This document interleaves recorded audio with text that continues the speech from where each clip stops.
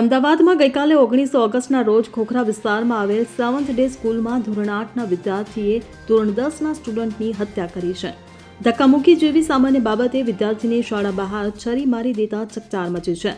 આ ઘટનામાં વિદ્યાર્થી ગંભીર ઇજાગ્રસ્ત થતાં તેને તાત્કાલિક મણિનગરની ખાનગી હોસ્પિટલમાં ખસેડવામાં આવ્યો હતો, જ્યાં તેનું સારવાર દરમિયાન મોત થયું હતું. વિદ્યાર્થીના મોત બાદ આક્રોશિત સિંધી સમાજના લોકોએ મોટી સંખ્યામાં શાળાએ પહોંચી તોડફોડ કરી હતી. ટોળું શાળામાં ઘૂસ્યું અને જે સામે મળ્યું તેને માર માર્યો હતો, જ્યારે પાર્કિંગમાં પડેલી બસો, ગાડીઓ અને ટુ વ્હીલરમાં ભારે તોડફોડ મચાવી હતી.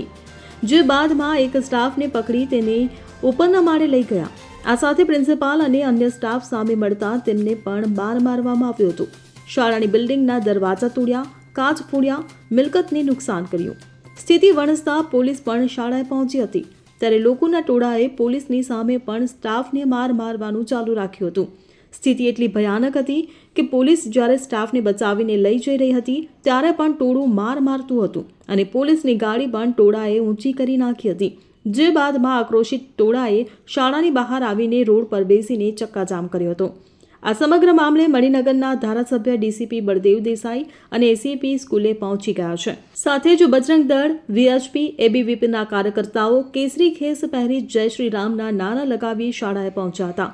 સ્કૂલ બહાર 2000 કરતાં વધારે લોકો એકઠા થઈ ગયા હતા અને પોલીસ હાય હાયના નારા લગાવ્યા હતા. પોલીસે લાઠીચાર્જ કરી સ્થિતિ કાબૂમાં લેવાનો પ્રયાસ કર્યો છે. Bureau report CN24 news.